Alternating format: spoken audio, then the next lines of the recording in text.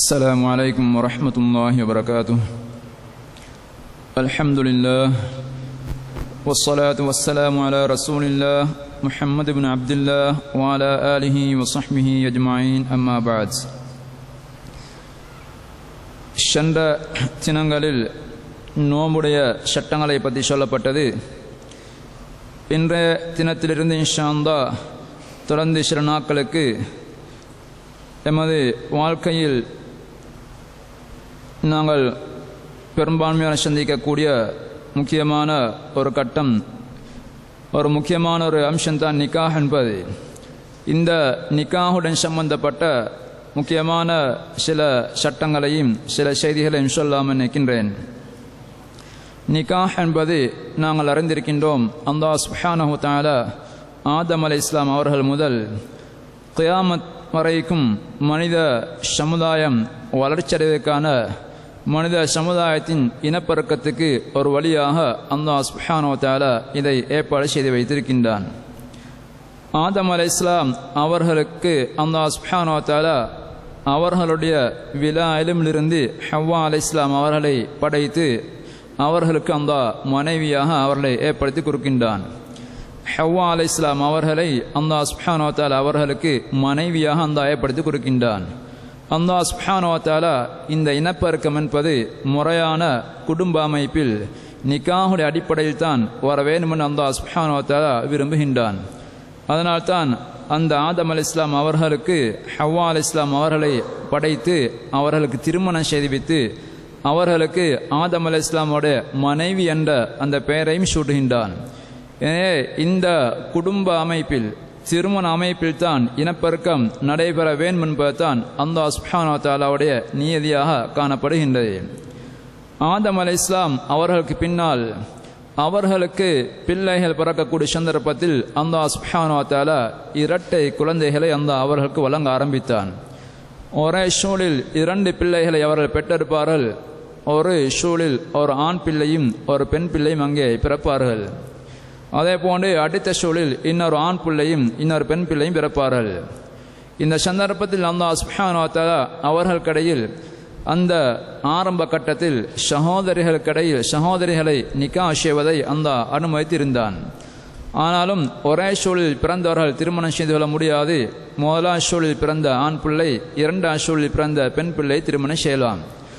அதே போன்று இரண்டாம் அந்த சூழலில் பிறந்த ஆண் பிள்ளை முதலாம் சூழலில் பிறந்த பெண் பிள்ளை திருமணம் செய்து கொள்வார்கள்.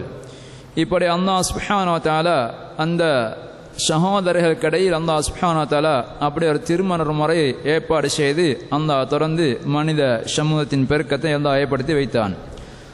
அதற்கு பின்னால் உள்ள காலப்பகுதியில் எந்த காலப்பகுதியில் இந்த சகோதரர்களுக்கிடையிலான திருமணம் அல்லது மஹரம் உறவுமுறை கொண்டவர்களுக்கிடையிலான திருமணம் தடுக்கப்பட்டது என்பதை பற்றி குர்ஆன்லையோ ஹதீஸ்லையோ எங்களுக்கு தெளிவாக கண்டுகொள்ள முடியாது. ஆனால் ஆதம் அலைஹிஸ்ஸலாமோட காலப்பகுதியில் அப்படி ஒரு திருமணம் இருந்தது. சகோதரிகளுக்கிடையில் ஒரே சூழலில் பிறக்காத சகோதரர்களுக்கிடையில் திருமண முறை ஒன்று இருந்திருக்கின்றது. அதுக்கு பின்னால் அது தடை செய்யப்பட்டிருக்க வேண்டும். இஸ்லாத்தில் குர்ஆனில் தெளிவாக மஹரம்களுக்கிடையிலான திருமணம் தடை செய்யப்பட்டிருக்கின்றது. ஆனால் இது இஸ்லாத்துக்கு முன்னால காலப்பகுதியில் எந்த காலப்பகுதியில் அந்த சகோதரிகளுக்கு இடையிலான திருமணம் தடுக்கப்பட்ட என்பதை தெளிவாக எங்களால் கண்டுகொள்ள முடியாது. ரசூலுல்லாஹி ஸல்லல்லாஹு அலைஹி வஸல்லம் அவர்களுக்கு முன்னால் உள்ள நபிமார்களுக்கும் அல்லாஹ் சுப்ஹானஹு வ தஆலா நிக்காஹ் செய்யக்கூடிய முறையை அறிமுகப்படுத்தி அவர்களை தூண்டிருக்கின்றான். ரசூலுல்லாஹி ஸல்லல்லாஹு அலைஹி வஸல்லம் அவர்களை பார்த்து அல்லாஹ் குர்ஆனில் சொல்லக்கூடிய சந்தர்ப்பத்தில் உங்களுக்கு முன்னாலும் நாங்கள் ரசூல்மார்களை நாங்கள் அனுப்பியிருக்கின்றோம், அவர்களுக்கு மனைவிமார்களை நாங்கள் ஏற்படுத்தி வைத்திருக்கின்றோம் என்று அந்த குர்ஆனில் சொல்லி காட்டுகின்றான். அவர்களுக்கும் மனைவிமார் இருந்திருக்கின்றார்கள். அதே போன்று ரசூலுல்லாஹி ஸல்லல்லாஹு அலைஹி வஸல்லம் அவர்கள் 4 விஷயங்கள் ரசூல்மாருடைய சுன்னால் உள்ளது என்று சொல்லியிருக்கின்றார்கள். அதில் நிக்காஹ் ஒன்று என்று குறிப்பிட்டிருக்கின்றார்கள். எனவே இஸ்லாத்தில் நிக்காஹை விட்டும் துறவரம் பூணுவது, நிக்காஹ் செய்யாமல் பிரம்மச்சாரியா வாழ்வது இஸ்லாத்தில் எந்த ஒரு சந்தர்ப்பத்திலும் அது அனுமதிக்கப்படவில்லை. அல்லாஹ்வால் இறக்கப்பட்டிருக்கக்கூடிய எந்த ஒரு மார்க்கத்திலையும் அல்லாஹ் சுப்ஹானஹு வ தஆலா சாதாரண நபர்களுக்கோ அல்லது மத குருமராக கணக்கெடுக்கப்படக்கூடிய உலமாக்கள் போன்றவர்களுக்கோ அல்லாஹ் சுப்ஹானஹு வ தஆலா அப்படிப்பட்ட ஒரு துறவரத்தை அனுமதிக்கவில்லை. எனவே இன்று நாங்கள் கிறிஸ்தவ மார்க்கம் அல்லாஹ் சுப்ஹானஹு வ தஆலாவால் இறக்கப்பட்ட ஒரு மார்க்கம் தான். அந்த மார்க்கத்தை பின்பற்றக்கூடிய அந்த மக்கள் மத்தியிலே காணப்படக்கூடிய அவர்களுடைய மதப்பெரியவர்கள், அவர்களுடைய ஃபாதர்கள் போன்றவர்கள் திருமணத்தை விட்டு தூரமாயிருப்பதை நாம் காணலாம். ஆனால் அல்லாஹ் சுப்ஹானஹு வ தஆலா இறக்கி வைத்த அந்த கிறிஸ்தவ மார்க்கத்தில் அப்படி அவர்கள் திருமணம் செய்யக்கூடாது என்ற சட்டம் அங்கே இல்லை. அல்லாஹ் சுப்ஹானஹு வ தஆலா குர்ஆனில் அதை பற்றி சொல்லக்கூடிய சந்தர்ப்பத்தில் வரஹ்பானியத்தன் இப்ததஊஹா, அவர்கள் அப்படிப்பட்ட ஒரு ரஹ்பானியத்தை, சன்னியாசித்தனத்தை, பிரமச்சாரித்தனத்தை அவர்களாக உருவாக்கி கொண்டார்களே தவிர நாங்கள் அவர்களுக்கு அதை விதியாக்கவில்லை, உருவாக்கவில்லை, அவர்கள் கட்டாயப்படுத்தவில்லை என்று அல்லாஹ் சொல்கின்றான். எனவே மனிதனுடைய இயல்பான அமைப்புக்கு வித்தியாசமானதான் அந்த பிரமச்சாரித்தனம் என்பது. எனவே அல்லாஹ் சுப்ஹானஹு வ தஆலா மனிதனுக்கு ஆசையெல்லாம் ஏற்படுத்தி அவனுடைய உணர்வெல்லாம் ஏற்படுத்தினதுக்கு பின்னால் நீங்கள் திருமணம் செய்யக்கூடாது என்று அவருக்கு சட்டம் ஒன்று விதிப்பது இது மனிதனுடைய புத்தியால் ஏற்றுக்கொள்ள முடியாத ஒரு அம்சம். எனவே மார்க்கம் என்பது எப்பொழுதும் புத்தியுடன் ஒத்துவாக்கூடிய ஒன்றாகத்தான் காணப்பட வேண்டும். அல்லாஹ் சுப்ஹானஹு வ தஆலா எங்களை போன்ற மனிதர்களாகத்தான் அந்த ஃபாதர்களையும் அல்லாஹ் படைத்துவிட்டு அவர்களுக்கு நீங்கள் திருமணம் செய்யக்கூடாது என்ற ஒரு தடையை ஏற்படுத்துவது அது எந்த வகையிலும் ஒத்து வர மாட்டாது. அல்லாஹ் சுப்ஹானஹு வ தஆலா அப்படி அவன் இறக்கிய எந்த ஒரு மார்க்கத்திலையும் அல்லாஹ் சுப்ஹானஹு வ தஆலா அப்படி ஒரு மக்கள் யாருக்கும் திருமணம் செய்யக்கூடாதென்றோ அல்லது அவருடைய மத தலைவர்கள் திருமணம் செய்யக்கூடாதென்றோ அப்படி ஒரு சட்டத்தை அல்லாஹ் சுப்ஹானஹு வ தஆலா ஏற்படுத்தவில்லை.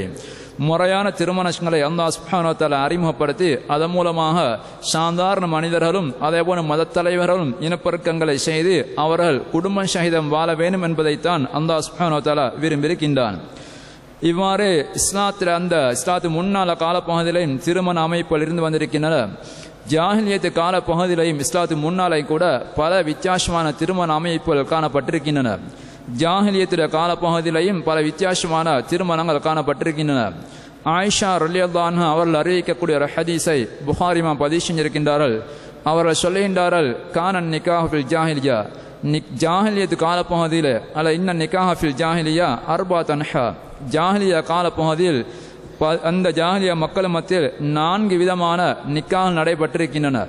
4 விதமான திருமண வாழ்க்கை, குடும்ப உறவுமுறை, அதாவது திருமணத்தின் செய்து பிள்ளைகளை பெற்றுக்கொள்ளக்கூடிய ஒரு முறை 4 விதங்களில் நடந்திருக்கின்றன என்று அவர்கள் ஆயிஷா சொல்லிவிட்டு சொல்கின்றார்கள். முதலாம் முறை இன்று நாங்கள் செய்யக்கூடிய முறை என்றால் சொல்கின்றார்கள். அதாவது இஸ்லாத்தில் சொல்லப்பட்டது போன்று ஒரு பெண் காணப்படக்கூடிய சந்தர்ப்பத்தில் அந்த வரிகாரனை தொடர்பு கொண்டு அந்த பெண்ணுக்கு முறையாக மஹர் கொடுத்து நிக்காஹ் செய்து வைத்தல். இப்படி ஒரு முறை ஜாஹிலியத்திலும் இடம்பெற்றிருக்கின்றது. முறையான நிக்காஹ் ரசூலுல்லாஹி ஸல்லல்லாஹு அலைஹி வஸல்லம் அவர்களுடைய பெற்றோரெல்லாம் அப்படி முறையான நிக்காஹ் செய்தவர்கள் தான். எனவே இன்று நாங்கள் இஸ்லாம் சொல்லக்கூடிய முறையில் அதாவது வலிகாரனை தொடர்பு கொண்டு அந்த வலிகாரன் மூலமாக மகளுக்கு அக்து செய்து அந்த பெண்ணுக்கு மஹரெல்லாம் கொடுத்து முறையான ஒரு திருமணம் செய்தல். இப்படி ஒரு திருமணம் ஜாஹிலியத் காலத்திலையும் காணப்பட்டது என்று அவர்கள் சொல்கின்றார்கள். இது முறையான திருமணம், இது நடந்து வந்திருக்கின்றது. நிறைய ஜாஹிலித் மக்கள் இந்த திருமண முறையில் இணைந்தவர்களாகத்தான் காணப்படுகின்றார்கள். இதை தவிர இன்னும் சில குடும்ப உறவு முறைகள் நாட்டில் காணப்பட்டிருக்கின்றன. அவையெல்லாம் இஸ்லாம் தடுத்த முறைகள். எனவே அவர்கள்ட்ட காணப்பட்ட முறைகள் ஒன்று தான் ஒரு திருமணம் செய்த பெண்மணி தனது கணவனுடன் சேர்ந்து வாழ்கின்றால் இந்த வாழக்கூடிய காலப்பகுதியில் அவளுக்கு மாதவிடா ஏற்பட்டு துப்புரவாகிருமா இருந்தால், அவளுக்கு துப்புரவாகிருமா இருந்தால், அதாவது அவளுக்கு மாதவிடா ஏற்பட்டிருந்தால் அடையாளம் அதுக்கு முன்னால் கணவனுடன் அவள் உறவு கொண்டது மூலமாக கற்பம் தரித்தில்லை. எனவே மாதவிடா ஏற்பட்டு துப்புரவாகிடுவாராய்ந்தால் அந்த கணவன் அந்த பெண்ணை அந்த ஊரிலே காணப்படக்கூடிய ஒரு கௌரவமான நல்ல புத்திசாலின்னு கருதப்படக்கூடிய அறிவாற்றல் கூடினவர் என்று கருதப்படக்கூடிய ஒரு வருடத்தில் அந்த பெண்ணை அனுப்பி வைப்பார், கணவனை அனுப்பி வைப்பார். எனவே அந்த ஆணிடம் சென்று அவர் சில நாட்கள் அந்த பெண் அங்கே இருப்பாள். அங்கே சில காலங்கள் வாழ்ந்துவிட்டு அவள் மூலமாக அந்த ஆணி மூலமாக கற்பம் தெரித்ததுக்கு பின்னால் மீண்டும் இங்கே கணவனத்தில் வந்து சேருவாள். இப்படி அவர் இனப்பெருக்க முறையும் அவர்கள் கையாண்டிருக்கின்றார்கள்.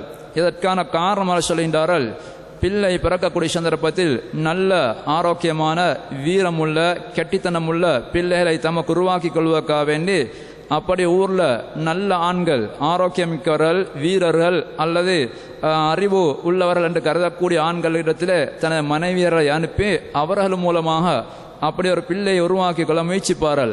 அப்போ எனக்கு எனது மனைவி பெற்றெடுக்கக்கூடிய பிள்ளை விட எனது மனைவி நல்ல சிறந்த ஒரு தலைமைத்துவம் உள்ள நல்ல அறிவாற்றல் கொண்ட ஒரு பிள்ளை உருவாக்கி கொள்வாள் என்ற ஒரு காரணத்துக்காக வேண்டி இப்படி ஒரு திருமண முறை அவர் கையாண்டு இருக்கின்றார்கள். எனவே அவள் அங்கே கற்பம் தரிக்கும் வரைக்கும் இன்னொரு அந்நியான வீட்டில் இருந்துவிட்டு கற்பம் தரித்ததுக்கு பின்னால் இங்கே திரும்பி வந்து சேர்ந்திடுவாள். ஏன்னா இதுக்கு அரபுல நிக்காஹுல் இஸ்திபுதா என்று சொல்வார்கள். இது ஆயிஷா ரலியல்லாஹு அன்ஹா அறிவிக்கின்றார்கள். இப்படி ஒரு நிக்காகும் அங்கே காணப்பட்டது. அதே போன்று இன்னொரு கேவலமான நிக்காக முறையாக காணப்பட்டிருக்கின்றது. சில பெண்கள் அவர்கள் கல்யாணம் முடித்திருப்பார்கள், ஆனாலும் அவர்கள் தனது தன்னுடன் உடலுறவுறதுக்கு சாதாரணமாக தான் தெரிவு செய்த 10க்கு குறைவான ஆண்களை தெரிவு செய்து வைத்துக் கொள்வாள். எனவே 10க்கு குறைவான சில ஆண்களை தெரிவு செய்து வைத்துக் கொண்டு அவர்களுடன் தனது கணவுடன் உலர்வு கொள்வது போன்று அந்த ஆண்களுடன் உலர்வு கொள்வாள். அதுக்கு பின்னால் அவள் எப்போதாவது அவளுடைய பின்னால் கற்பம் தரித்ததுக்கு பின்னால் அப்பொழுது அவள் கற்பம் தரித்து கற்பம் வளரக்கூடிய சந்தர்ப்பத்தில் அந்த 10க்கு குறைவான தன்னுடன் தொடர்பு வைத்த ஆண்களை வரவழைத்து தான் நினைத்த ஒருவருக்கு அந்த பிள்ளையை சேர்த்து விடுவாள். எனவே இந்த பிள்ளைக்கு நீங்கள் தான் தந்தை என்று ஒருவரை குறிப்பாக்கி விடுவாள். எனவே தான் நினைத்த ஒருவரை அவ்வாறு குறிப்பாக்கி விடுவாள். எனவே அவர் அன்றைய சமூகத்தில் அந்த பிள்ளையின் தலைவராக அவர் ஏற்றுக்கொள்ளப்படுவார்.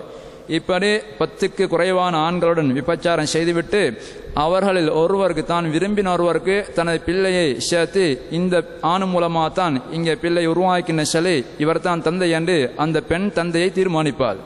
இப்படி ஒரு முறையும் காணப்பட்டது. 4வது இன்னொரு முறையும் காணப்பட்டது. அது பகிரங்கமான விபச்சாரிகள் போன்று அவர்கள் செயல்படுவார்கள். தனது வீட்டிலே தான் விபச்சாரம் என்பதை அடையாளப்படுத்திக் கொள்வதற்காக வேண்டி ஒரு ஷிவப்பு கொடி போன்ற ஒன்றை அவர்கள் தூக்கிக் கொள்வார்கள். அந்த கொடி தூக்கப்பட்டிருக்குமா இருந்தால் அவர்கள் இடத்துல தாராளமாக யாரும் வந்து போகலாம் என்ற ஒரு அடையாளம். அந்த சந்தர்ப்பத்தில் தாராளமாக யாரும் அவர்கள் எண்ணிக்கையற்ற முறையில் 3ஆம் முறை நாங்கள் சொன்னோம், அந்த பெண்மணி 10க்கு குறைவான ஆண்களை அவள் வரையறை செய்து வைத்துக் கொள்வாள். இது வரையறையற்ற ஆண்களுடன் அவள் தொடர்பு கொள்வாள்.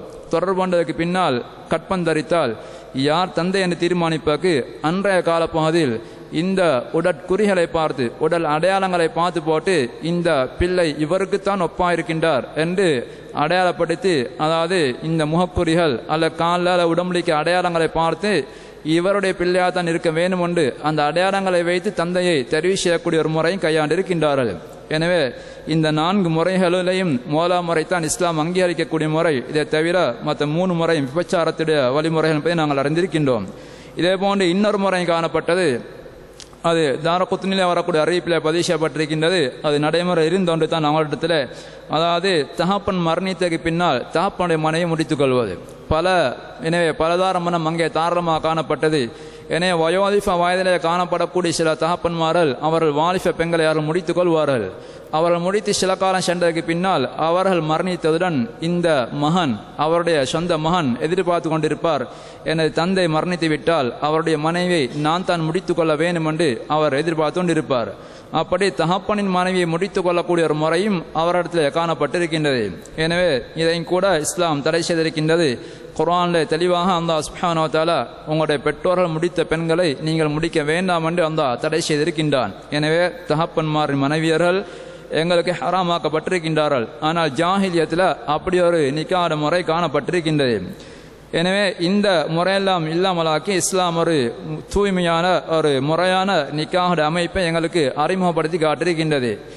ஏன்னா இந்த நிக்காஹை நாங்கள் இஸ்லாம் எங்களுக்கு தந்ததுக்கான முக்கியமான சில நோக்கங்கள், ஏன் எங்களுக்கு இப்படி ஒரு திருமண முறை அந்த ஏற்பாடு செஞ்சிருக்கின்றான். ஏன்னா இதில் முறையான ஒன்று சந்ததி இனப்பெருக்கம் ஏற்பட வேண்டும். மனிதனுடைய இனப்பெருக்கம் இன விருத்தி ஏற்படுவதற்கு கட்டாயமாக ஆண் பெண் இணைய வேண்டும். எனவே அந்த ஆண் பெண் இணைப்பு முறையான ஒரு அமைப்பில் நடைபெற வேண்டும். முறை இல்லாமல் இருக்குமாய்ந்தால் யாரும் இந்த மிருகங்கள் பிள்ளை பெறுவது குட்டிகள் பெறுவது போன்று பெற்றுவிட்டு சென்றிடுவார்கள். அந்த பிள்ளைகள் மிருகங்கள் வளரு போன்று வளர முடியாது. எனவே முறையான நல்ல பண்புகளை கொண்ட கல்வி அறிவுள்ள மார்க்கமுள்ள சமூகங்களாக வளர்க்கப்பட வேண்டும். அதற்கு அங்கே பொறுப்பு தானே ஒரு பெற்றோர் அங்கே கட்டாயம் ஒரு தகப்பன் தேவை. எனவே முறையான ஒரு தகப்பனுக்கு அங்கே பிள்ளை பிறக்க வேண்டும். பல தகப்பங்களுக்கு பிறந்த பிள்ளைகள் அங்கே உருவாக மாட்டார்கள். ஏன்னா அந்த ஒரு முறையான குடும்ப அமைப்பு ஒழுக்க சீரமைப்பெல்லாம் உள்ள ஒரு சந்ததியை உருவாக்க வேண்டும் தான் அல்லாஹ் சுப்ஹானஹு வ தஆலா அங்கு நாடுகின்றான். எனவே அதற்கு முக்கியமாக இந்த திருமண அமைப்பு கட்டாயமாக தேவைப்படுகின்றது.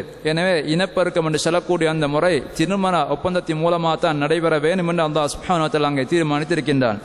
எனவே திருமணத்துடைய முக்கியமான நோக்கங்கள் ஒன்று இந்த மனிதனுடைய இனப்பெருக்கம் இனவிருத்தி ஏற்பட வேண்டும். இரண்டாவதாக ஒவ்வொரு மனிதனும் அவனது உடம்பு தேவை அவனது தேவையை முறையான அமைப்பில் நிறைவேற்றிக் கொள்ளுதல், அவனுடைய தேவையை முறையான அமைப்பில் மார்க்கம் அங்கீகரித்த முறையான அமைப்பில் நிறைவேற்றிக் கொள்கிறது. அதுவும் இரண்டாவது நோக்கங்கள் உண்டு. அதே போன்று மன நிம்மதி மன அமைதி. குடும்பத்தில் தனி மனிதனாக ஒருவனால் வாழ முடியாது.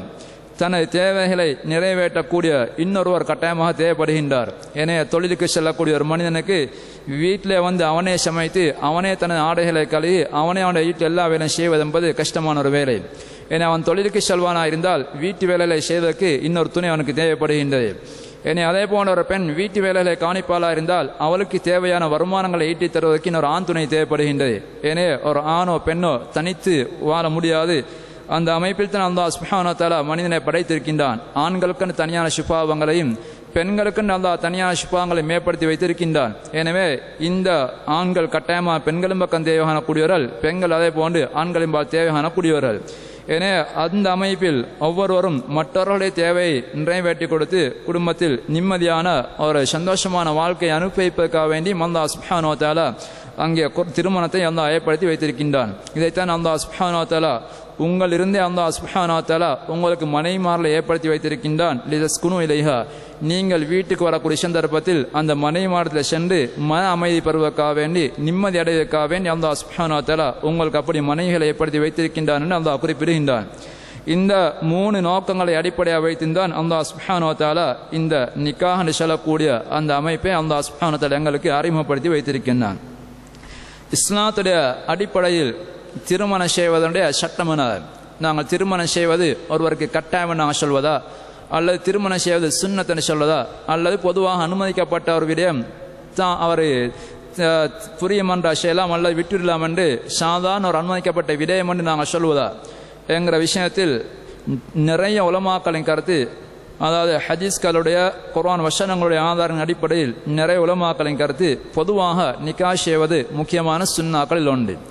நிக்காஹ் செய்வது முக்கியமான சுன்னாக்கள் உண்டு. ஆனால் அவருக்கு சில கட்டங்களில் நிக்காஹ் கடமையாகக்கூடிய சந்தர்ப்பங்களும் வரலாம். அடிப்படையில் ஒருவருக்கு நிக்காஹ் சுன்னத்தை நாங்கள் சொல்வோம். ஆனால் சில நேரங்களில் அவருக்கு நிக்காஹ் கடமையாக வேண்டிய கடமை என்ற கட்டம் வரலாம். ஒரு ஆணை பொறுத்தவரையில் அல்ல ஒரு பெண்ணை பொறுத்தவரையில் தனக்கு ஏற்படக்கூடிய அந்த தேவைகளை நிக்காஹ் மூலமாக அதை நிறைவேற்றிக் கொள்ளவில்லை என்றிருந்தால், தான் விபச்சாரத்தில் போய் சிக்கிக்கொள்வார் என்ற நிலை காணப்படுமாயிருந்தால், அல்லது பாவமான வழிகளில் தான் தனது தேவையை நிறைவேற்றிக் கொள்ள வேண்டிய நிலைமை ஏற்பட்டு விரும்பினார் பயப்படுவதாக இருந்தால் அந்த சந்தர்ப்பத்தில் அவருக்கு நிக்காஹ் செய்வது கடமையாகிவிடுகின்றது. ஏனென்றால் ஒவ்வொரு மனிதனும் தன்னை பாவத்தை விட்டும் பாதுகாப்பது கடமையாக்கப்பட்டிருக்கின்றது. அந்த பாவத்தை பாதுகாப்பதற்கு எது அவருக்கு துணையாக அமைகின்றதோ அதை செய்வதும் அவருக்கு கடமையாகிவிடுகின்றது. எனவே அவர் பாவத்தில் போய் விழுந்து விடுவார், விபச்சாரத்தில் ஈடுபட்டு விடுவார் என்றார் பயமாடத்தில் காணப்படுமாயிருந்தால் அதை தடுப்பதற்கான வழி அங்கே நிக்காஹ் செய்வது. எனவே அவருக்கு நிக்காஹ் செய்வது அந்த சந்தர்ப்பத்தில் கட்டாயமாகிவிடுகின்றது. நிக்காஹ் செய்வது கட்டாயம் என்று நாங்கள் சொல்வதற்கு அல்லது நிக்காஹ் செய்வது சாதாரண ஒரு நபரை பொறுத்தவரையில் சுன்னான்னு நாங்கள் சொல்வதற்கு முக்கியமான நிபந்தனை ரசூல் ஸல்லல்லாஹு அலைஹி வஸல்லம் சொல்லியிருக்கின்றார்கள். ரசூலுல்லாஹி ஸல்லல்லாஹு அலைஹி வஸல்லம் சொல்லக்கூடிய சந்தர்ப்பத்தில் மனிஸ்ததா மின்குமுல் பாத், மனிஸ்ததா மின்குமுல் பாத், உங்களில் யார் நிக்காஹ் செய்வதற்கு உடல் ரீதியாகவும் அதே போன்று பொருளாதார ரீதியாகவும் சக்தி பெற்றிருக்கின்றாரோ அவர் நிக்காஹ் செஞ்சு கொள்ளட்டும். எனவே நிக்காஹ் என்பது வெறுமனே நாங்கள் ஒரு மனைவியுடன் இணைவது மூலம் பொறுப்பு முடிவடைய மாட்டாது. நிக்காஹ் செய்யக்கூடிய சந்தர்ப்பத்தில் அந்த பெண்ணுக்கு நாங்கள் மஹர் கொடுக்க வேண்டும். அந்த பெண்ணுக்கு தொடர்ந்து ஒவ்வொரு நாளும் அன்றாடம் வாழ்க்கை செலவை நாங்கள் பொறுப்பெடுக்க வேண்டும். இதுக்கெல்லாம் உள்ள பொருளாதார வசதி அவற்றை காணப்பட வேண்டும். அதே போன்று அவருடைய உடம்பு ஆரோக்கியம் நிக்காஹ் செய்து அந்த அவருடைய பெண்ணுடைய தேவை நிறைவேற்றக்கூடிய உடல் ஆரோக்கியம் மாட்ட காணப்பட வேண்டும். இந்த 2 மாட்ட காணப்படுமா இருந்தால் அவருக்கு தான் ரசூல் ஸல்லல்லாஹு அலைஹி வஸல்லம் சொன்னார்கள் ஃபல்யதஸவ்வஜ், கல்யாணம் திருமணம் செய்து கொள்ளட்டும். எனவே திருமணம் செய்தவட்டும். எனவே அவருக்கு ரசூல் ஸல்லல்லாஹு அலைஹி வஸல்லம் திருமணம் செய்வதற்கு அந்த பாஅத் என்று சொல்லக்கூடிய அவருக்கு தேவையான பொருளாதார வசதியும் உடல் சக்தியும் ரெண்டுமே காணப்பட வேண்டும் என்ற நிபந்தனை ரசூலுல்லாஹ் சொல்லியிருக்கின்றார்கள். எனவே இந்த ரெண்டும் யாரிடம் காணப்படுகின்றதோ அப்படிப்பட்ட ஒருவர் அவர் திருமணம் செய்வது கடமை. அவருக்கு விபச்சாரத்தை பற்றிய பயம் இருக்குமா இந்த கடமையாகும் அல்லது முக்கியமான சுன்னாவாக காணப்படுகின்றது. அப்படி இல்லா சந்தர்ப்பத்தில் அவருக்கு நிக்காஹ் பக்கம் தேவை இல்லாமல் இருக்குமா இருந்தால் சிலர் அல்லாஹ் சுப்ஹானஹு வ தஆலா எல்லா மனிதர்களையும் ஒரே அமைப்பில் படைப்பதில்லை. உடம்புகள் வித்தியாசமான தன்மைகளை கொண்டு காணப்படும். சிலரை பொறுத்தவரையில் நிக்காஹை பற்றி எந்த தேவை மற்றவர்களாக காணப்படுவார்கள். அவர்களை பொறுத்தவரையில் அவர்கள் குடும்ப சில நேரத்தில் அவர்கள் நிக்காஹ் செய்வார்களாக இருந்தால் முறையாக மனைவிட கடமைகளை நிறைவேற்ற மாட்டார்கள். அவர் இயல்பாகவே உடம்பு அவருடைய வித்தியாசமான அமைப்பில் காணப்படலாம்.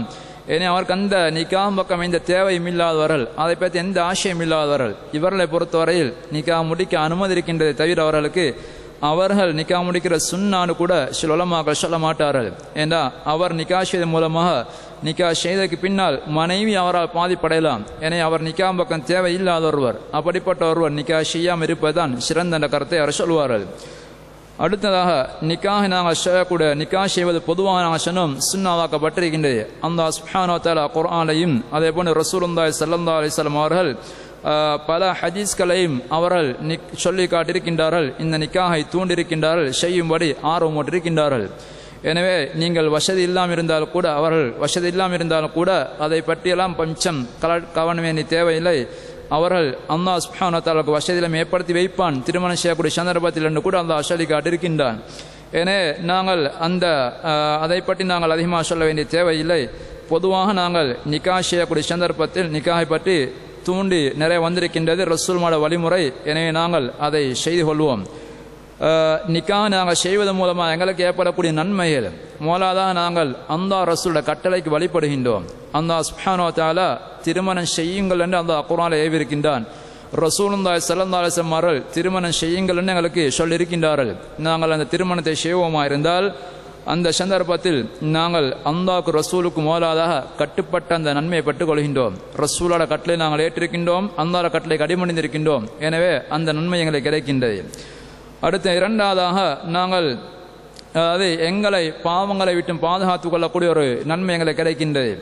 அதே போன்று நாங்கள் சந்ததியை பிறகு நாங்கள் ரசூலுல்லாஹி ஸல்லல்லாஹு அலைஹி வஸல்லம் அவர்களுடைய இன்னொரு கட்டளை நிறைவேற்ற மாறி இருக்கின்றோம். ரசூல் ஸல்லல்லாஹு அலைஹி வஸல்லம் சொன்னார்கள், நீங்கள் அதிகமாக பிள்ளை பெறக்கூடிய பெண்களை முடித்துக் கொள்ளுங்கள். நான் மர்மையில் சந்ததிகள் கூட்டம் அதிகமாகக்கூடிய உம்மத்து பெரிய உம்மத்தை கொண்டோன் என்று கொண்டு ஏனே நபிமான் நான் பெருமை பேசப் போகின்றேன். எனவே அதற்கு உதவியாக நீங்கள் திருமணம் செய்து சந்ததிகளை அதிகமாக பெருக்கிக் கொள்ளுங்கள் என்று ரசூல் ஸல்லல்லாஹு அலைஹி வஸல்லம் அவர்கள் தூண்டியிருக்கின்றார்கள். எனவே அந்த வகையிலையும் நாங்கள் சந்ததியை பெருக்குவது மூலமாக ரசூலுல்லாஹ்வுடைய அந்த மர்மையில் ரசூலா ஏனைய உம்மத்தோடு பெருமை பேசுவதற்கு உதவி செய்தவர்களாக நாங்கள் மாறி வருகின்றோம்.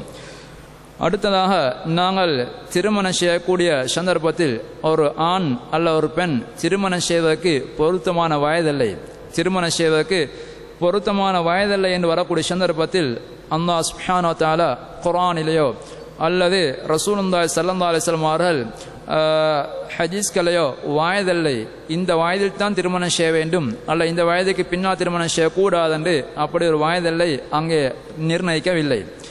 எனவே பொதுவாக ஒருவர் திருமணத்துடைய சுமைகளை சுமந்து கொள்ளக்கூடிய அந்த வயதில்லை அடைந்து விடுவாராயிருந்தால் அவருடைய பொருளாதார ரீதியாக அதே போன்று திருமணத்துடைய நோக்கத்தை நிறைவேற்றக்கூடிய அந்த உடம்பமைப்பை பெற்றுக்கொள்கிற இந்த அமைப்பில் அதற்குரிய அந்த வயதில்லை சாதாரணமாக பருவ வயதை அடைந்த சந்தர்ப்பங்களில் அவர்களுக்கு அந்த பொறுப்புகளை சுமந்தள்ளக்கூடிய ஆற்றல் இருக்கின்றது. எனவே அவர்கள் அப்படி திருமணத்தை செய்து கொள்ள அனுமதிக்கப்பட்டிருக்கின்றார்கள்.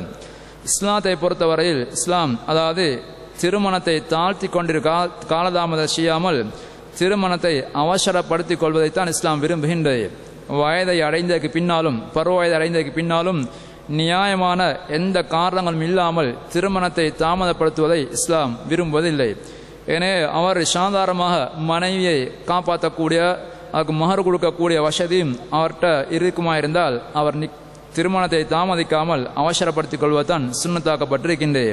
அந்த ரசூலுல்லாஹி ஸல்லல்லாஹு அலைஹி வஸல்லம் சுன்னாவை நாங்கள் அவசரமாக நாங்கள் நிறைவேற்றி கொண்ட அந்த நன்மையை பெற்றுக்கொள்ளலாம். எனவே நாங்கள் தாமதப்படுத்தாமல் நிக்காவை அவசரமாக நிறைவேற்றிக் கொள்ள சுன்னத்தாக்கப்பட்டிருக்கின்றது. நிக்காஹுடைய கடைசி வயதில்லை, சாதாரணமாக அதுக்கு வயதில்லையே கிடையாது. ரசூலுல்லாஹி ஸல்லல்லாஹு அலைஹி வஸல்லம் அவர்கள் வயோதிஃப அவர்கள் 50 வயதை தாண்டக்கூடிய சந்தர்ப்பத்திலேயும் அவர்கள் நிக்கா செய்திருக்கின்றார்கள். எனவே நிக்காஹுடைய வயதில்லை என்பது கிடையாது. பொதுவாக மௌத்து வரும் வரைக்கும் அவருக்கு நிக்கா செய்ய அனுமதிக்கப்பட்டிருக்கின்றது. 65 வயதிலேயோ அல்லது 75 வயதிலேயோ அல்லது 80 வயதிலே இருந்தாலும் கூட அவர் நிக்கா செய்வதற்கு அனுமதிக்கப்பட்டிருக்கின்றது.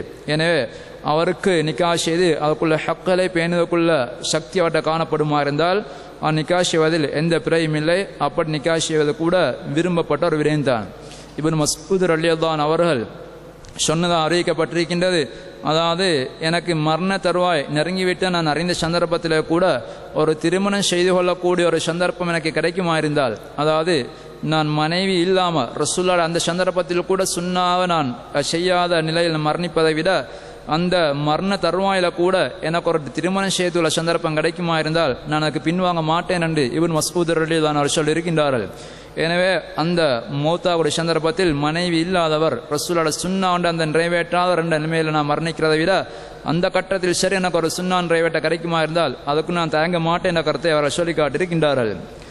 அடுத்ததாக நாங்கள் நிக்கா செய்யக்கூடிய சந்தர்ப்பத்தில் இந்த நிக்காலே பல அம்சங்கள் காணப்படுகின்றன. இந்த நிக்காக ஒன்று நாங்கள் சிஹத்தாவதாக இருந்தால் அந்த நிக்காக செல்லுபடியானதாக இஸ்லாத்தின் பார்வையில் ஏற்றுக்கொள்ளப்படக்கூடியதாக மாறுவதாக இருந்தால் அதில் என்னென்ன அம்சங்கள் காணப்பட வேண்டும், முக்கியமாக நிக்காவுடைய அர்கான்கள் என்று சொல்லப்படக்கூடிய நிபந்தனைகள், அதாவது முக்கியமான பகுதிகள், அதில் ஒவ்வொன்றையும் காணப்பட வேண்டிய ஷரத்துக்கள், அதுபோன்று நிக்காகளை நாங்கள் தவிர்க்க வேண்டிய முறைகள், இஸ்லாத்தை தடை செய்யப்பட்ட சில நிக்காகள் இன்னும் காணப்படுகின்றன, அவற்றை அந்த சம்பந்தப்பட்ட சட்டங்கள், நிக்கா செஞ்சதுக்கு பின்னால் நாங்கள் நிக்கால் இருந்தவர்களுக்கு விடுதலை பெற வேண்டிய நிர்பந்தங்கள் ஏற்படுமா இருந்தால் அந்த சந்தர்ப்பத்தில் நாங்கள் எப்படி விடுதலை பெறுகிறது, தலாக் என்று சொல்லக்கூடிய முறை, ஹுல் என்று சொல்லக்கூடிய ஒரு முறை, ஃபஸ்ட் என்று சொல்லக்கூடிய ஒரு முறை, இப்படி வித்தியாசமான முறைகள் காணப்படுகின்றன. இவை ஒவ்வொன்றை பற்றி இன்ஷா அல்லாஹ் அடுத்து வரக்கூடிய பாடங்கள் நாங்கள் இன்ஷா அல்லாஹ் விளக்கங்கள் சொல்வோம். அதுக்கு முன்னால் பொதுவாக நாங்கள் ஒரு ஆணை பொறுத்தவரையில் எந்த அடிப்படையில் அவர் தனது மனைவியை தெரிவு செய்ய வேணும், ஒரு பெண்ணை எந்த அடிப்படையில் தெரிவு செய்யும் என்பதை பொறுத்தவரையில் ரசூலுல்லாஹி ஸல்லல்லாஹு அலைஹி வஸல்லம் அவர்கள், அதாவது ரசூல் ஸல்லல்லாஹு அலைஹி வஸல்லம் சில ஹதீஸ்களில் சஹீஹான ஹதீஸ்களில் பெண் எப்படிப்பட்டவராக இருக்க வேண்டும் என்பதை தெளிவுபடுத்தி காட்டியிருக்கின்றார்கள். ரசூலுல்லாஹி ஸல்லல்லாஹு அலைஹி வஸல்லம் அவர்கள் முதலாவதாக மார்க்கம் உள்ள ஒரு பெண்ணை முடிக்கும்படி ரசூலுல்லாஹ் தூண்டியிருக்கின்றார்கள். எனவே பெண்களில் அடிப்படை மார்க்கம் உள்ள ஒரு பெண்ணை நாங்கள் தெரிவு செய்ய வேணும். எனவே ரசூல் ஸல்லல்லாஹு அலைஹி வஸல்லம் அவர்கள் மார்க்கம் உள்ள பெண்ணை முடித்துக்கொள் என்று ரசூலுல்லாஹ் குறிப்பிட்டு சொல்லியிருக்கின்றார்கள். 4 காரணங்களுக்காக பெண்களை திருமணம் செய்யப்படுகின்றது. அவளோட பொருளுக்காக வேண்டி, அல்ல அழகுக்காக வேண்டி, அல்ல குடும்ப கௌரவத்துக்காக வேண்டி, அல்ல மார்க்கத்துக்காக வேண்டி, இப்படி ஒவ்வொரு கண்ணோட்டத்தில் பெண்களை தெரிவு செய்கின்றார்கள். நீங்கள் மார்க்கம் உள்ள ஒரு பெண்ணை தெரிவு செய்யுங்கள் என்று ரசூலுல்லாஹ் சொல்லியிருக்கின்றார்கள். எனவே மார்க்கம் உள்ள பெண்களை தெரிவு செய்யத்தான் மிக சிறப்பான ஒன்று. எனவே சிலர், அதாவது அவர்கள் தனக்கு ஒரு விருப்பமான ஒரு பெண்ணை அவர்கள் முடித்துக் கொள்வதற்கான சிலர் வாதங்களை புரிவார்கள். அதாவது நாங்கள் ஒரு பெண்ணை எடுத்து திருத்திக் கொள்ளலாம் தானே, நாங்கள் அழகான ஒரு பெண்ணை விரும்புகின்றார் அல்லது திருமணம் முடிக்க யோசிக்கின்றார், மார்க்கம் போதாது. எனவே அந்த சந்தர்ப்பத்தில் சில நேரங்கள் அவர்கிட்ட போய் சொல்லப்பட்டா மார்க்கம் உள்ள ஒரு பெண்ணை முடியுங்க ரசூலுல்லாஹ் சொல்லிக்கிறான் சொல்லப்பட்டா நாங்கள் எடுத்து திருத்திக் கொள்ளலாம் என்று அவர் சொல்லுவார்கள். எனவே நேரு வழியை நாங்கள் இப்பொழுது வெளிப்படையில் அல்லாஹ்வால் நேரு வழியை வழங்கப்பட்ட ஒரு பெண்ணை நாங்கள் தெரிவு செய்ய வேணும். எனவே ஒரு பெண்ணுக்கு நேர்வழி வழங்குவதோ அல்லது இன்னொரு ஆணுக்கோ யாருக்கும் நேர்வழி வழங்குவது எமது கையில் இல்லை. நாங்கள் நினைக்கலாம் சில நேரங்களில் எங்களால் திருத்திக் கொள்ள முடியும், அப்படி நாங்கள் உறுதியாக நினைப்போமா என்றால் அது ஒரு பிழையான கருத்து. எனவே எத்தனையோ ஆண்கள் இருக்கின்றார்கள், அப்படி மார்க்கம் இல்லாத பெண்களை முடித்ததன் காரணமாக அவருடைய மார்க்கத்தை இழந்திருக்கின்றார்கள் அல்லது குடும்பத்தில் பிரச்சனை ஏற்பட்டு விவாகரத்தில் போய் முடிந்திருக்கின்றது. எனவே அதனால் தான் ரசூல் ஸல்லல்லாஹு அலைஹி வஸல்லம் அவர்கள் மார்க்கம் உள்ள பெண்ணை தான் நீங்கள் முடிச்சுக்கொள்ளுங்கன்னு சொன்னாங்களே தவிர நீங்கள் யாரோ ஒரு பெண்ணை முடித்து மார்க்கம் உள்ள பெண்ணாக மாற்றிக்கொள்ளுங்கன்னு ரசூலுல்லாஹ் சொல்லலை. எனவே மார்க்கம் உள்ள பெண்ணை முடியுங்க. எனவே அது இருக்கிற மார்க்கத்தை நாங்கள் முடிவு செய்ய வேணும். இல்லாத நாளைக்கு வரலாம் அல்ல வராமல் இருக்கலாம். நாங்கள் நினைப்பது சில நேரங்கள் சாத்தியமாகலாம் அல்ல இல்லாமல் இருக்கலாம். எங்களோட கையில் அந்த ஹிதாயத் இல்லை. எனவே சில நேரங்களில் நாங்களும் சேர்ந்து எங்களோட மார்க்கத்தை இழக்க வேண்டிய துர்ப்பாக்கியமான வார்த்தை கேளும். அது நடக்கிறத நாங்கள் கண்ணால் காணலாம். சில கணவர்கள் நல்லா அமையக்கூடிய சந்தர்ப்பத்தில் பெண்கள் திருந்துவார்கள். சில நேரங்களில் பெண்களை பார்த்து கணவர்களும் மோசமாயிடுவார்கள். அல்ல சில நல்ல பெண்களுக்கு மோசமான கணவர்கள் கிடைக்கக்கூடிய சந்தர்ப்பத்தில் அந்த பெண்களால் கணவர்கள் திருந்தக்கூடிய நிலைமை இருக்கின்றது. சில நேரங்களில் அந்த பெண்கள் இருக்கிற மார்க்கத்தை மிளக்கக்கூடிய நிலைமையும் இருக்கின்றது. எனவே நாங்கள் அந்த பெண்கள் பிறகு மாறுவார்கள் என்று ரசூல் அதை பார்க்க சொல்லலை. இப்போ மார்க்கம் இருக்கின்றதா அப்போ பெண்களை தெரிவு செய்யுங்க. ஏனே மார்க்கத்தில் இப்போ திருந்திருக்கின்றார்களா அப்போ நீங்கள் முடிச்சு கொள்ளலாம். அதுதான் விரும்பத்தக்கன்னு சொல்லி இருக்கின்றார்கள். அடுத்த ரசூலுல்லாஹி ஸல்லல்லாஹு அலைஹி வஸல்லம் சொன்னார்கள், தஸவ்வஜுல் வலூதல் வதூத், நீங்கள் அதாவது அதிகம் பிள்ளை பெற முடியுமாறு ஒரு பெண்ணை பிடித்து கொள்ளுங்கள். ஏனே அது அதிகம் பிள்ளை பெறுவாளா இல்லை என்பதை திருமணத்துக்கு பின்னால் ஒரு விடயம்தான். ஆனாலும் அது குடும்ப அமைப்பை வைத்து அவருடைய சகோதரிகள் அவருடைய பெற்றோர்களை பார்த்து அந்த பெண்கள் அதிகம் பிள்ளை பெற வாய்ப்புள்ளவர்களா இல்லையா என்பதை தீர்மானித்துக் கொள்ளலாம். அடுத்ததாக முடிக்கக்கூடிய சந்தர்ப்பத்தில் ஒரு கன்னி பெண்ணை தெரிவு செய்வதை ரசூல் ஸல்லல்லாஹு அலைஹி வஸல்லம் அவர்கள் விரும்பி இருக்கின்றார்கள். ஜாபிர் ரலியல்லாஹு அன்ஹு அவர்கள் திருமணம் செய்த சந்தர்ப்பத்தில் அவர்கள் ஒரு விதவை பெண்ணை கல்யாணம் செய்தார்கள். அந்த சந்தர்ப்பத்தில் ரசூல் ஸல்லல்லாஹு அலைஹி வஸல்லம் அவர்கள் கேட்டார்கள், ஹல்லா பிக்ரன் துலாயிபுஹா வ துலாயிபுக, நீங்கள் உங்களுடன் நீங்கள் கொஞ்சி விளையாடக்கூடிய, நீங்களும் அந்த பெண்ணுடன் கொஞ்சி விளையாடக்கூடிய ஒரு விதவை அந்த கன்னி பெண்ணை முடித்திருக்க கூடாதா என்று கேட்டார்கள். எனவே விதவை பெண்ணை முடித்த ரசூல் அங்கே விரும்பவில்லை. மாத்தமாக நீங்கள் ஒரு கன்னி பெண்ணை தானே முடித்திருக்க வேண்டும், அப்போ தானே திருமண சந்தோஷங்களை பூர்ணமாக அனுபவிக்கலாம் என்ற கருத்தில் ரசூல் ஸல்லல்லாஹு அலைஹி வஸல்லம் கேட்டார்கள். எனவே அந்த சந்தர்ப்பத்தில் ஒரு நியாயமான காரணம் ஒன்று இருந்த ஜாபிர் தான் அவர்களுக்கு அந்த காரணத்தை அவர் சொன்னார்கள். ரசூல் அதை ஏற்றுக்கொண்டார்கள். அவர் சொன்னார்கள், என தகப்பன் மரணிக்கக்கூடிய சந்தர்ப்பத்தில் எனக்கு அதாவது வயது வந்த பல பெண் பிள்ளைகளை வைத்து விட்டு சென்றிருக்கின்றார். அதாவது எனக்கு சகோதரிகள் பலர் இருக்கின்றார்கள். என அந்த நான் திருமணம் செய்தேன், என்னுடைய சகோதரர்களுக்கு தாயா இருந்து அவர்களை பராமரித்து அவருடைய எல்லா வேலையும் செஞ்சிருக்கக்கூடிய ஒரு பெண்ணைத்தான் நான் தெரிவு செஞ்சேன். எனவே நீங்கள் சொல்வது போன்று ஒரு கன்னி பெண்ணை நான் முடித்திருந்தால் அந்த வேலையை அவர்கள் செய்ய மாட்டார்கள். எனவே தனது வாழ்க்கையை தியாகம் செய்தார்கள் தனது சகோதரர்களுக்காக வேண்டி. எனவே அவர்கள் தனது சகோதரரை வளர்த்து அவர்களை முறையாக கரை சேர்ப்பதற்காக வேண்டி அந்த பெண்களுக்கும் தாய் போன்று இருந்து வேலை செய்யக்கூடிய ஒரு பெண்ணை நான் முடித்தேன் என்று அவர் சொன்னார்கள். ரசூல் ஸல்லல்லாஹு அலைஹி வஸல்லம் அந்த காரணத்தை ஏற்றுக்கொண்டார்கள். அப்படி சில காரணங்கள் இருக்குமா இருந்தால் விதவை பெண்களை முடித்தல் பிழை இல்லை. அப்படி இல்லா பட்சத்தில் கன்னி பெண்களை முடிப்பதுதான் விரும்பப்பட்ட ஒரு விடயமாக காணப்படுகின்றது. அடுத்ததாக இந்த 3 அம்சங்களை தான் ரசூல் ஸல்லல்லாஹு அலைஹி வஸல்லம் குறிப்பாக சொல்லியிருக்கின்றார்கள். மார்க்கமுள்ள பெண்ணை தெரிவு செஞ்சொல்லுங்க, அதே போன்று அதிகம் பிள்ளை பெறக்கூடிய வாய்ப்புள்ள பெண்களை தெரிவு செய்யுங்கள். அடுத்ததாக கன்னி பெண்களை தெரிவு செய்து கொள்ளுங்கள் என்று ரசூலுல்லாஹ் சொல்லியிருக்கின்றார்கள். அதுக்கு மாற்றமாக இன்னும் வேறு சில பெண்களுடைய தகமைகளை சிலர் சொல்லியிருக்கின்றார்கள். அவற்றுக்கு தெளிவான ஆதாரங்கள் சொல்ல முடியாது. ஒன்று சிலர் சொல்வார்கள், அதாவது குடும்ப உறவுக்கு வெளியே உள்ள ஒரு பெண்ணை முடிக்க வேண்டும், அவ்வாறு முடிக்கிற சுன்ன நகரத்தை சொல்வார்கள்.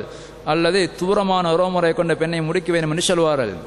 நெருங்கிய உறவுமுறை பெண்ணை ரசம் முடிக்க வேண்டாம், அப்படி முடிச்சிருந்தால் உங்களுடைய பிள்ளை அதில் பாதிப்புகள் வரலாம் என்று ரசூலுல்லாஹ் சொன்னதாக அறிவிக்கப்படக்கூடிய ஹதீஸ் தெளிவாக மிச்சமே பலவீனமான ஒரு ஹதீஸ். எனவே அந்த ஹதீஸை அடிப்படையாக வைத்து எங்களுக்கு ஆதாரம் எடுக்க முடியாது. ரசூலுல்லாஹி ஸல்லல்லாஹு அலைஹி வஸல்லம் அவர்கள் தனக்கு நெருக்கமான மாமிமார்களுடைய மக்களை ரசூலுல்லாஹ் முடித்திருக்கின்றார்கள். அதே போன்று தனது மகளை தனக்கு நெருக்கமான உறவுமுறை கொண்ட அலி ரலியல்லாஹு அவர்களுக்கு முடித்து கொடுத்திருக்கின்றார்கள். எனவே சஹாபாக்கள் பலரும் அப்படி நிக்கா செய்திருக்கின்றார்கள்.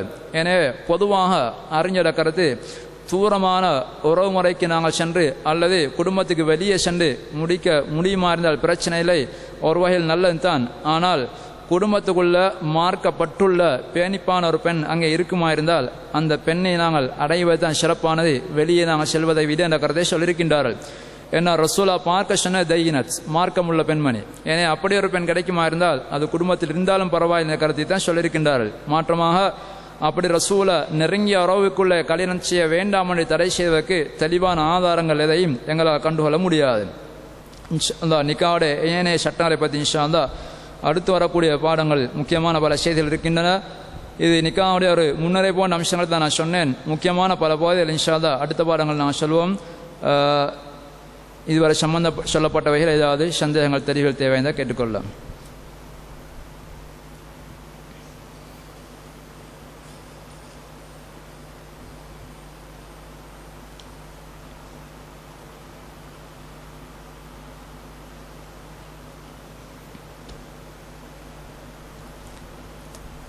ஏதாவது சந்தேகம் இதாக கேளுங்க, பிரச்சனை இல்லை.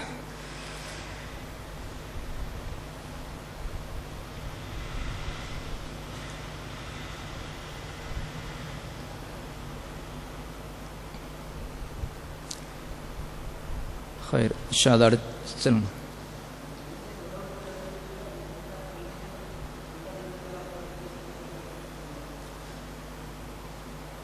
அப்படி ஒரு செய்தி சொல்லப்படுது. நான் கிட்டத்தில் சில வருஷங்கள் முன்னால் இதை பற்றி ஜம்மியத்துல் உலமாலையும் ஒரு பிரச்சனை வந்தது. அந்த சந்தர்ப்பத்தில் வைத்தியர்கள் பலரும் அங்கே வந்திருந்தார்கள்.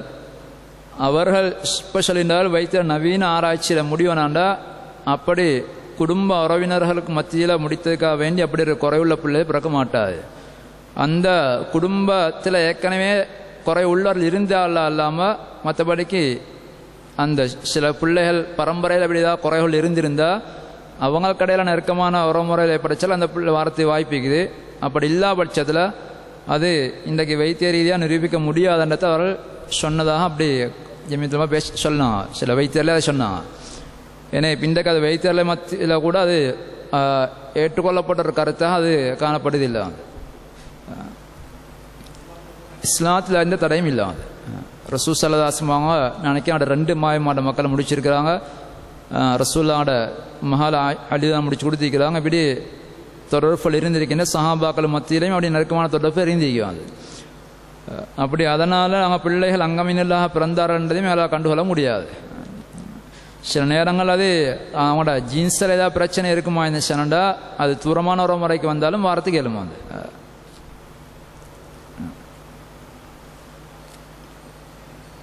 خير. سبحانك اللهم وبحمدك اشهد ان لا اله الا انت استغفرك واتوب اليك.